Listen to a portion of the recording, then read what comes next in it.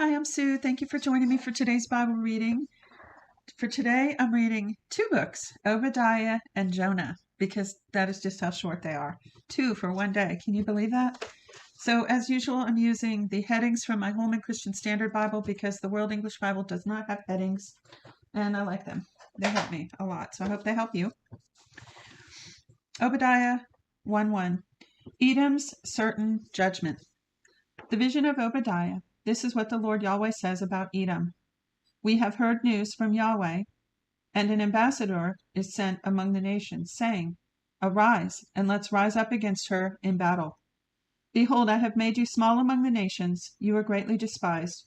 The pride of your heart, that's a key right there, the pride of your heart has deceived you, who dwell in the clefts of the rock, whose habitation is high, who says in his heart, Who will bring me down to the ground? Though you mount on high as an eagle, and though your nest is set among the stars, I will bring you down from there, says Yahweh. If thieves come to you, if robbers by night, oh, what disaster awaits you! Wouldn't they only steal until they had enough? If grape pickers came to you, wouldn't they leave some gleaming grapes? How Esau will be ransacked. How Esau and Edom, they're the same here, okay? How Esau will be ransacked. Let me stop again. That's one of the things I keep trying to point out. The Bible tends to switch names on you. Like I said before, it can talk about Nebuchadnezzar, Babylon, and the Chaldeans, and really always be, in those instances, be talking about the same area or peoples. And here it's going back and forth between Edom and Esau. Verse 6, How Esau will be ransacked, how his hidden treasure are sought out. All the men of your alliance have brought you on your way, even to the border. The men who were at peace with you have deceived you and prevailed against you. Friends who eat your bread lay a snare unto you. There is no understanding in him. Won't I in that day, says Yahweh, destroy the wise men out of Edom and understanding out of the mountain of Esau?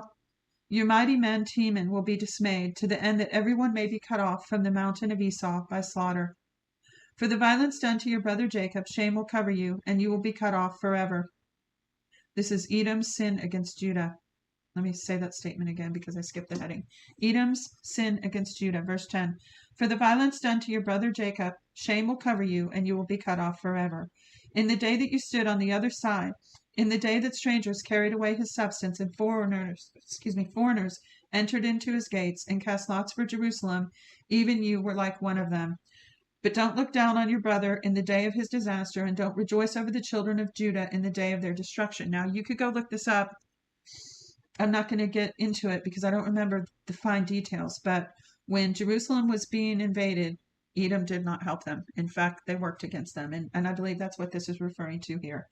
That's why it says, in the day that you stood on the other side, in the day that strangers carried away his substance and foreigners entered into his gates and cast lots for Jerusalem, even you were like one of them.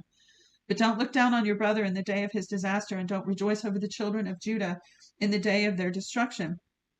Don't speak proudly in the day of distress. Don't enter into the gate of my people in the day of their calamity. Don't look down on their affliction in the day of their calamity, neither seize their wealth on the day of their calamity. Don't stand in the crossroads to cut off those of him who escape. Don't deliver up those of his who remain in the day of distress. Judgment of the nations. For the day of Yahweh is near, all the nations. As you have done, it will be done to you, for your deeds will return upon your own head.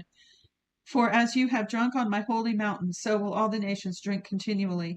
Yes, they will drink, swallow down, and will be as though they had not been. But in Mount Zion there will be those who escape, and it will be holy. The house of Jacob will possess their possessions. The house of Jacob will be a fire, the house of Jacob a flame, and the house of Esau for stubble. They will burn among them and devour them. There will not be any remaining to the house of Esau. Indeed, Yahweh has spoken. Future blessings for Israel. Those of the south will possess the mountains of Esau, and those of the lowland the Philistines. They will possess the field of Ephraim and the field of Samaria. Benjamin will possess Gilead. The captives of this army of the children of Israel who are among the Canaanites will possess even to Zarephath, and the captives of Jerusalem who are in Sepharad will possess the cities of the Negev. Saviors will go up on Mount Zion to judge the mountains of Esau, and the kingdom will be Yahweh's. Now, that was it for the book of Obadiah. Now we're going into Jonah. Now, Jonah is 4 chapters, 4 headings, and the headings go perfectly with the chapters. So I'm going to tell you those ahead of time, like a little outline. Chapter 1 is Jonah's flight. Chapter 2 is Jonah's prayer. Chapter 3 is Jonah's preaching. And chapter 4 is Jonah's anger. Chapter 1:1, Jonah's flight. Now Yahweh's word came to Jonah, the son of Amittai, saying, Arise, go to Nineveh, that great city, and preach against it. Now, Nineveh was the capital of Assyria. Okay, and I don't have all this geography perfectly down, but I know this part. And if you'll just get this part stuck in your head, and if you've listened to me any time, you probably already have it, but you had Israel in the north.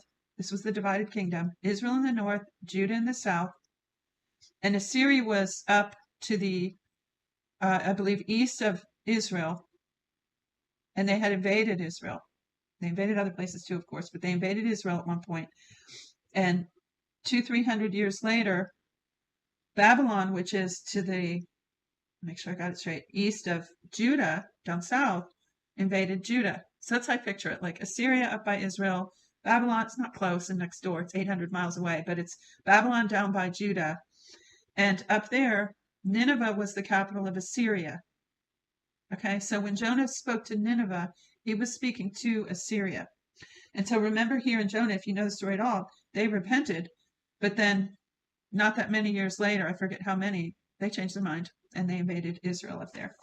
So, so you could look more into that too, if you want to know more about it. Once you start getting some of these pictures in your head, all the scripture becomes a lot more interesting. Okay, so let me go back to this. He said, Arise, go to Nineveh, the great city, and preach against it, for the wickedness has come up before me. But Jonah rose up to flee to Tarshish from the presence of Yahweh. He went down to Joppa and found a ship going to Tarshish, so he paid its fare and went down into it to go with them to Tarshish from the presence of Yahweh. It's so funny, this story.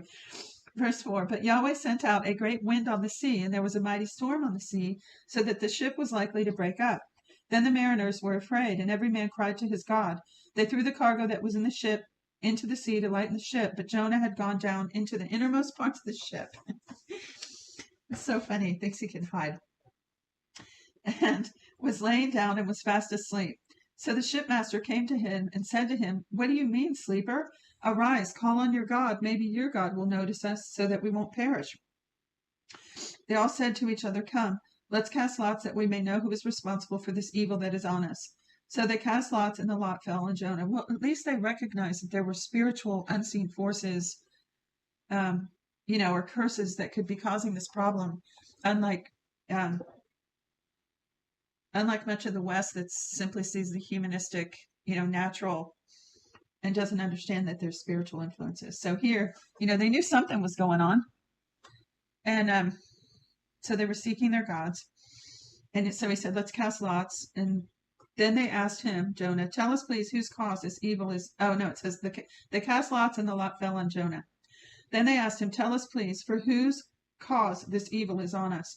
What is your occupation? Where do you come from? What is your country? Of what people are you? He said to them, I am a Hebrew, and I fear Yahweh, the God of heaven, who has made the sea and the dry land. Then the men were exceedingly afraid and said to him, What have you done? For the men knew that he was fleeing from the presence of Yahweh. See, everywhere the Hebrews were, they had a reputation. Everybody knew their God was God. And if they didn't, like proudful Nebuchadnezzar and Belshazzar and them, if they didn't get it, God made sure they found out by humbling them. So they said, so they all had this like terror of the Lord. So they said, What have you done? For the men knew that he was fleeing from the presence of Yahweh, because he had told them. Then they said to him, What shall we do to you, that the sea may be calm for us? For the sea grew more and more stormy. He said to them, Take me up and throw me in the sea. Then the sea will be calm for you, for I know that because of me this great storm is on you. I mean, he must have been totally depressed. You know what I mean? And God still didn't let him just go off and kill himself. Verse 13. Nevertheless, the men rowed hard to get them back to the land, but they could not, for the sea grew more and more stormy against them. Therefore they cried to Yahweh and said, We beg you, Yahweh, we beg you, don't let us die for this man's life, and don't lay on us innocent blood, for you, Yahweh, have done as it pleased you. So they took up Jonah and threw him in the sea, and the sea ceased its raging. Then the men feared Yahweh exceedingly, and they offered a sacrifice to Yahweh and made vows. Yahweh is the same God we serve today, everybody. We always need to remember that. Verse 17, Yahweh prepared a huge fish to swallow up Jonah, and Jonah was in the belly of the fish 3 days and 3 nights. Jonah's prayer. Then Jonah prayed to Yahweh his God out of the fish's belly. He said, I called because of my affliction to Yahweh. He answered me. Out of the belly of Sheol I cried. You heard my voice. For you threw me into the depths, in the heart of the seas. The flood was all around me. All your waves and your billows passed over me.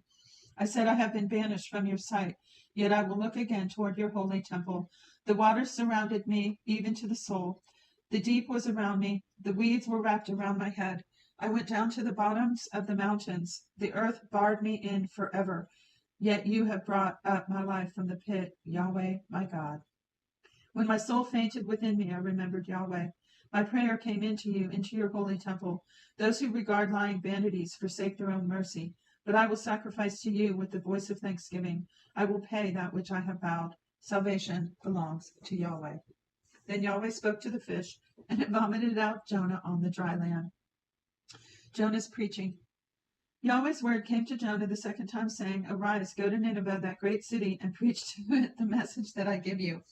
This story just makes me laugh. Verse 3, So Jonah arose and went to Nineveh according to Yahweh's word. Now Nineveh was an exceedingly great city, 3 days' journey across.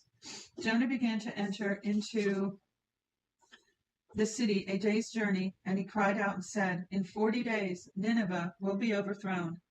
The people of Nineveh believed God, and they proclaimed a fast and put on sackcloth, from their greatest even to their least.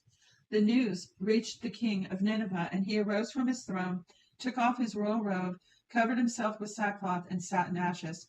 He made a proclamation and published through Nineveh by the decree of the king and his nobles, saying, Let neither man nor animal, herd nor flock taste anything. Let them not feed nor drink water, but let them be covered with sackcloth, both man and animal, and let them cry mightily to God.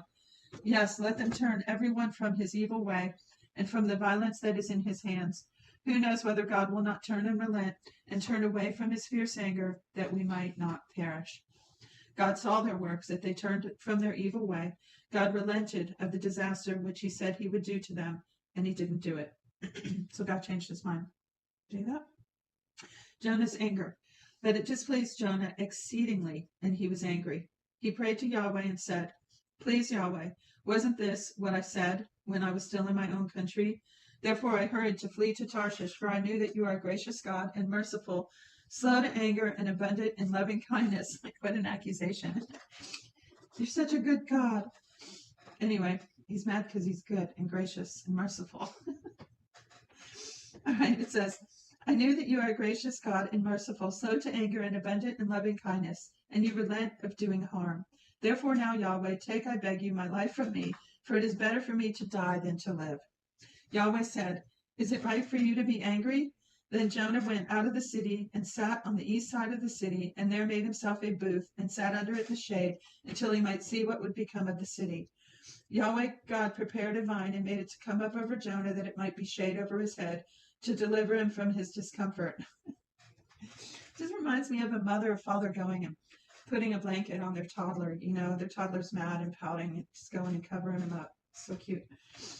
So Jonah was exceeding glad because of the vine. But God prepared a worm at dawn the next day, and it chewed on the vine so that it withered. When the sun arose, God prepared a sultry east wind, and the sun beat on Jonah's head so that he fainted and requested for himself that he might die, and said, It's better for me to die than live. God said to Jonah, Is it right for you to be angry about the vine? He said, I am right to be angry even to death. Yahweh said, You have been concerned for the vine, for which you have not labored, neither made it grow, which came up at night and perished in a night. Shouldn't I be concerned for Nineveh, the great city, in which are more than 120,000 persons who can't discern their right hand from their left, and also much livestock? That's it. That's the end. The end of 2 short books, power-packed books, and entertaining for me. Jonah, I don't know about you. Feel free to comment your thoughts and insights on those two books, and be sure to check for the link in the comments and the links in the description. You can email me for your free 1-year Bible if you like. I'll tell you more about that. And that's it for today. Thank you for joining me.